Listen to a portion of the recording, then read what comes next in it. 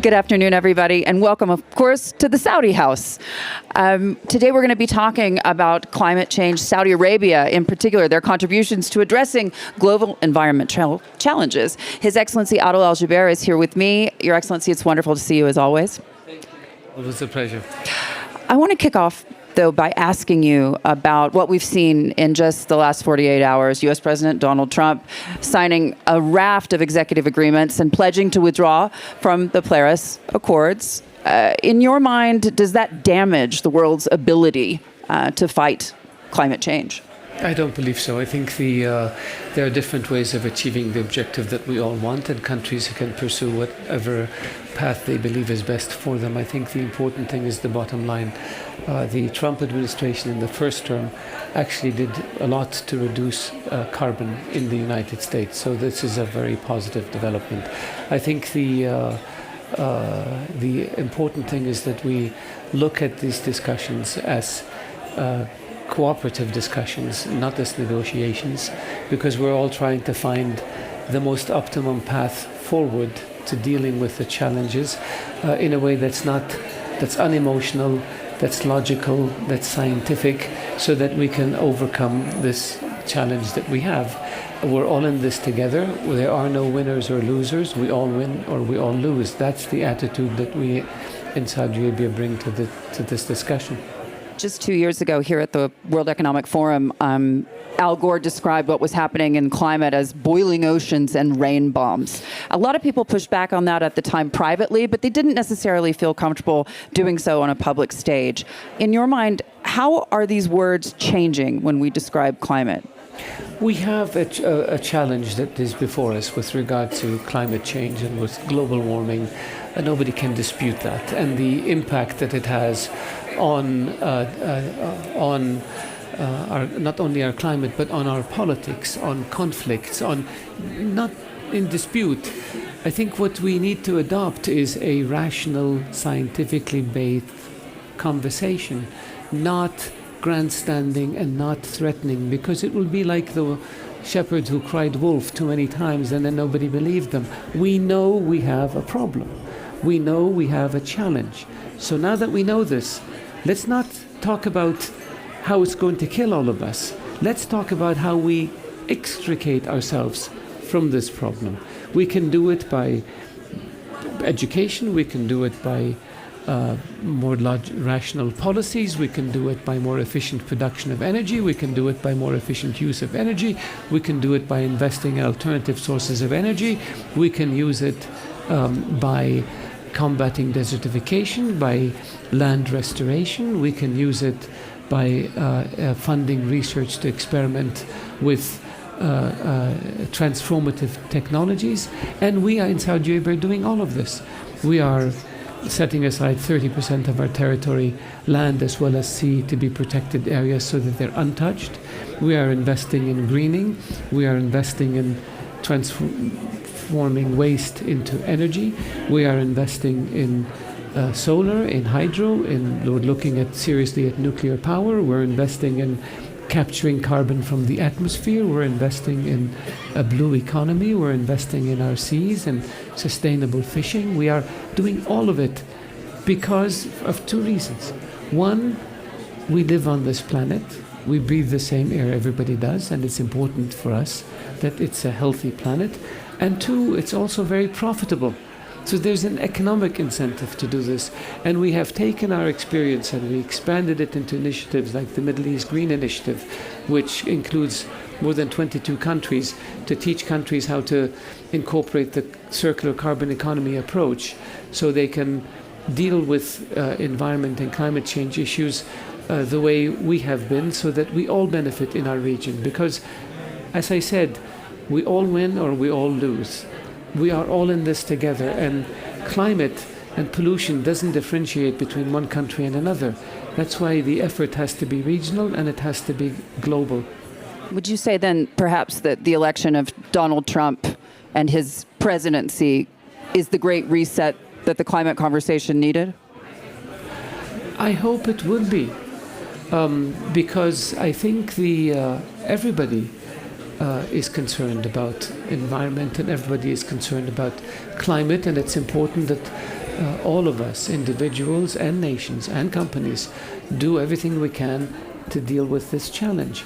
But we will deal with this challenge. We have the technology, we have the financial resources.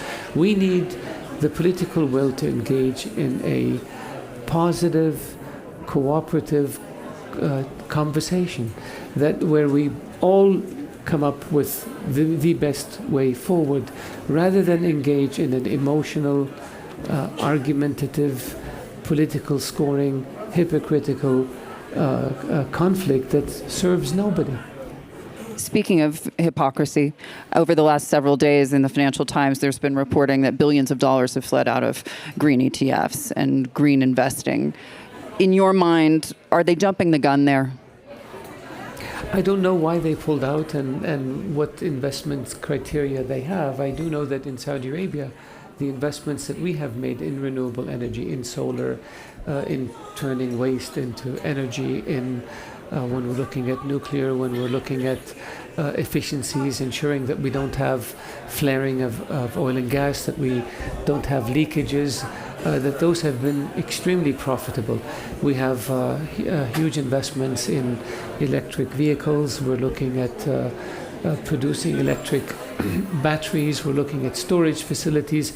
And for us, these have been very profitable investments. So we are committed to continuing to invest in this. But in terms of the withdrawal of funds, I don't know what was the reason for them investing in those funds in the first place. I don't know what the returns are, so I'm not in a position to comment on it. But what I can say is it could be a function of people getting excited, wanting to do politically the right thing, and then realizing maybe the funds should have gone somewhere else. When you think about what Saudi Arabia is doing in this fight against climate change and to make the planet, frankly, a better place, it was interesting, His Royal Highness Prince Abdulaziz just a few days ago during the Future Minerals Forum in Saudi Arabia talked about exporting enriched uranium, yellow cake. That's politically dicey, if you will, as you know. In your mind, how do you explain those kinds of exports to the world? Very simple. We are a large energy producer in the world. We want to be an exporter of energy to the world, whether that energy is oil or gas, whether that energy is solar, whether that energy is electricity, whether that energy is hydro, whether that energy is nuclear. We want to have a nuclear program in Saudi Arabia to produce energy. We have between 1% and 4%, according to estimates, of the world's uranium deposits in country. It makes a lot of sense to exploit those resources economically by mining it.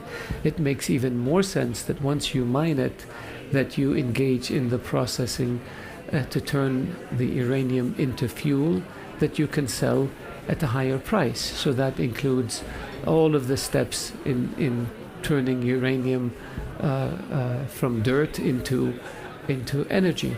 And it involves taking advantage of the associated industries that come with this and taking advantage of the profits that come with this. We do not want to be a country where mining companies come in, dig up the soil, remove it, do all the processing and all the refining and all the producing of energy outside.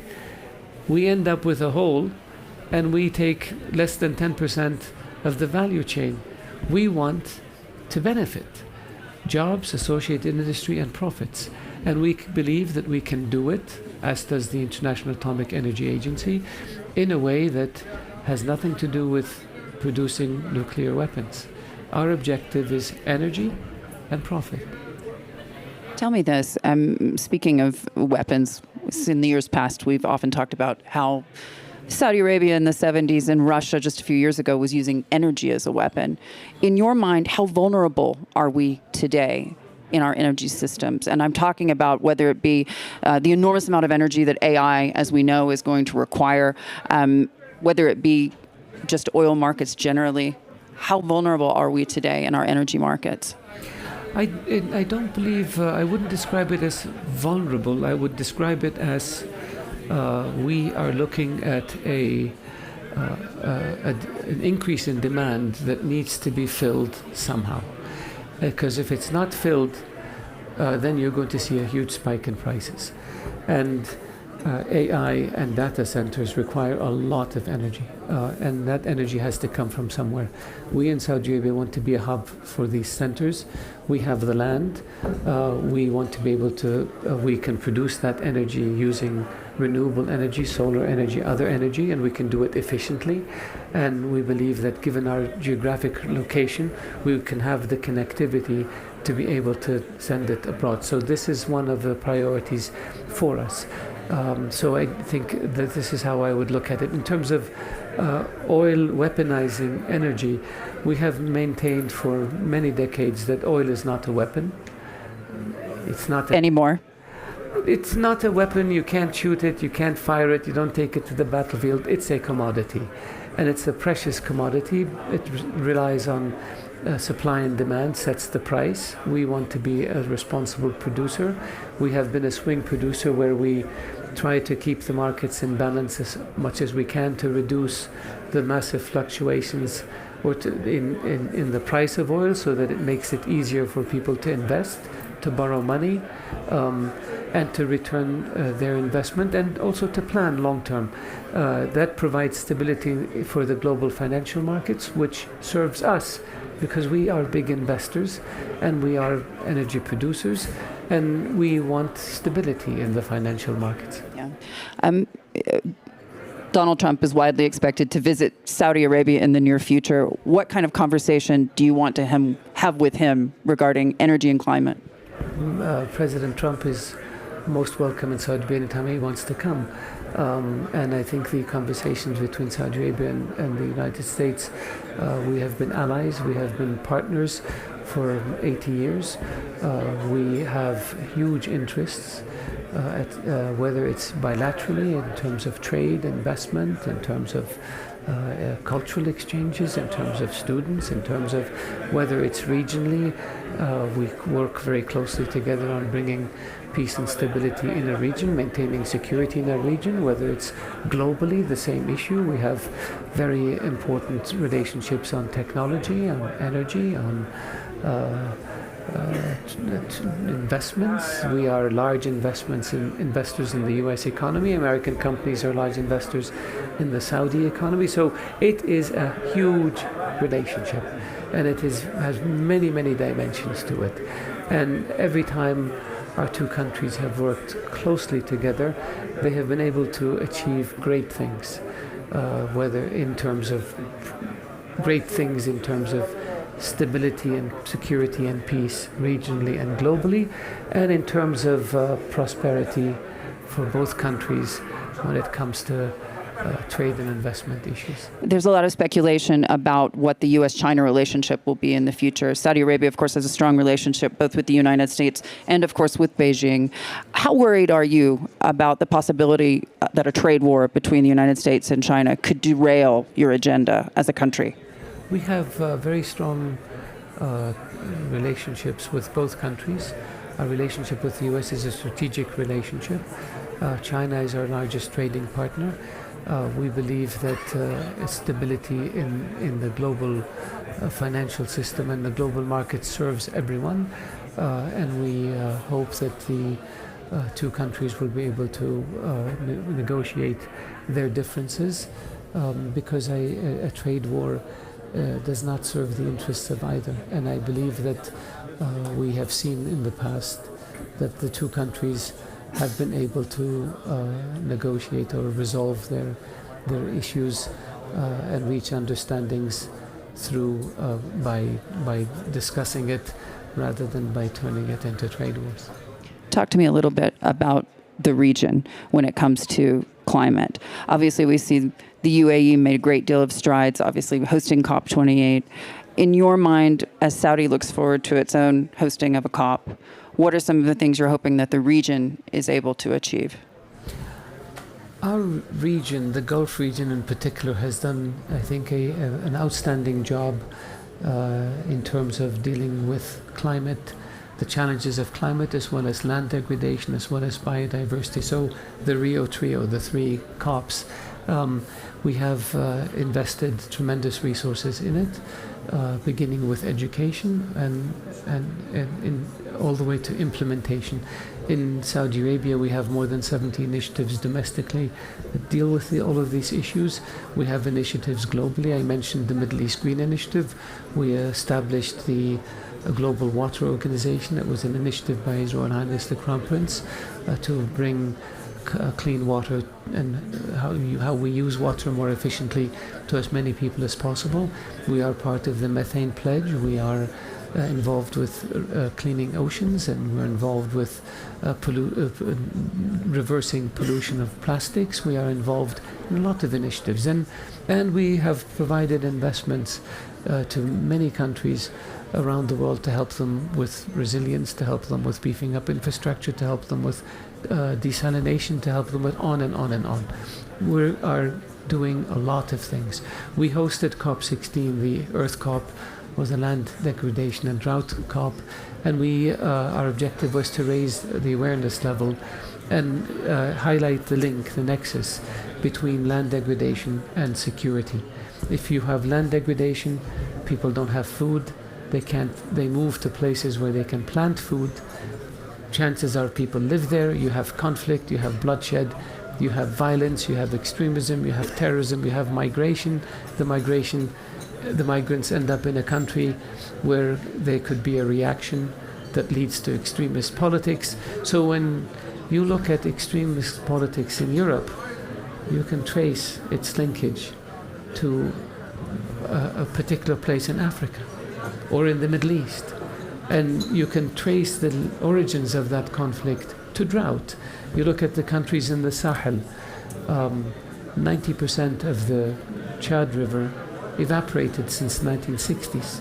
It created dislocations for millions of people who moved, created conflict, and then we're paying the price. Darfur, Sudan has been engaged in a conflict for almost 40 years. And it started with drought, and it turned into a conflict, ethnic conflict, civil war. People are paying the price, and our objective is to highlight this to people, invest early in land restoration, and avoid the consequences that will cost us 50 times more to deal with than if we had dealt with it at the outset. And the irony of all of this is investing $1 in land restoration generates between $7 and $30 in profit. This is better than investing in high tech. Why don't people do it? And this is what we're trying to show people. And this is not an issue, land degradation, that concerns North Africa and the Middle East. Germany has a problem with the waters of the Rhine. Southern Europe has problems with drought. This is an issue that impacts everyone. Sweden gets dust from the Sahara Desert, as does Costa Rica.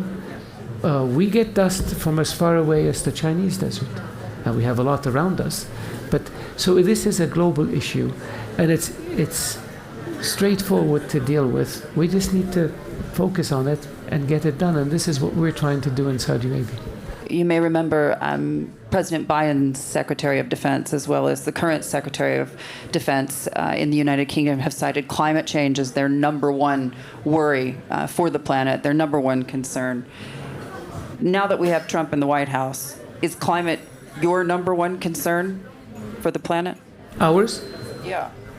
I believe for everybody, the issue of climate change, the issue of whether it's too little water or too much water, the issue of rising temperatures, everybody acknowledges this. But is it the number one concern facing us? I think it certainly is. If it's not the number one, it is right up there, because it impacts everything. It impacts, for example, desertification, impacts the reflection of the sun, impacts weather patterns over the Atlantic, impacts the frequency and intensity of hurricanes in the Caribbean, impacts weather climates around the world. Dust can do the same thing. And also the climate issues can impact what happens in the oceans, and the oceans are our biggest reservoir for carbon. And that impacts, again, the rain patterns. And so it's a cycle that impacts everything we do, and it's linked to economic development, it's linked to wars and conflict, it's linked to prosperity. 800 million people on the planet are undernourished. The amount of land we can grow food on shrinks. Populations are rising. So we're heading towards conflict. We have to fix these issues. And I don't believe that anyone disagrees with this. I believe the differences have to do with what's the right way to move forward in tackling these issues. And I think that grandstanding and emotions and hypocrisy and threats and shaming and naming and finger pointing doesn't get us anywhere. Rolling up our sleeves and planting trees, redesigning our cities, investing in technology, investing in alternative sources of energy, pointing out the benefits and the profitability of that path is what will get people to move towards the right direction. And when we can deal with these issues, they will have a direct positive impact on security, which will then have an impact on stability and peace. It's interesting, over the last several days leading up to his inauguration, Donald Trump talking about Greenland. I've spent a lot of time in Russia and Ukraine, as you know. And when we talk about climate and what's happening in the Arctic, the ice, surprise, surprise, is melting. That raises security concerns. Russia has the most military intelligence hardware in the Arctic, as well as oil and gas infrastructure, as you know. In your mind, are we living in dangerous times as a result of climate change? I think we are always living in challenging times. The history, unfortunately, of mankind has been one of wars, not peace and stability. I believe that the conflicts may shift from one region or another depending on the century we live in, but war has been a constant in our history, unfortunately. I think we are moving towards a global society, a global village. I don't want to call it village, it's too big for a village, where we now recognize that something happening on one end of the world has a direct impact on something on the other end of the world, which we never had before. How long did it take to get mail from Europe to the United States 150 years ago? Now it takes a nanosecond to get pictures and voicemail and from the Amazon forest to Siberia because of technology. How long? So now we deal with the issues of that go beyond our borders, that impact all of us positively or negatively. COVID doesn't differentiate between male, female, between Muslim, Jew, Christian, between Asian, African, European. It doesn't differentiate. We are all its target. And unless we all work together to contain it, we can't. And we did work together, in spite of our differences. Maybe not ideal, but in a very effective way to contain it and push back against it. So we are, in one hand, yes, business as usual, challenging world, you called it dangerous world, but also business as unusual, which is a recognition that we need to deal with each other to handle global issues like pandemics, like climate, like transportation, and that those issues can only be handled if we work together.